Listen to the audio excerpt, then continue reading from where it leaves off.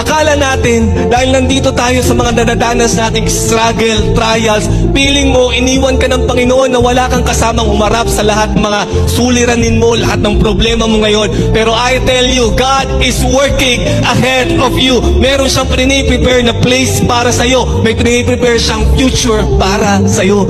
Kaya huwag nang mawalan ng pag-asa na parang ngayon, feeling mo hindi ka sinasamahan ng Panginoon. Hindi.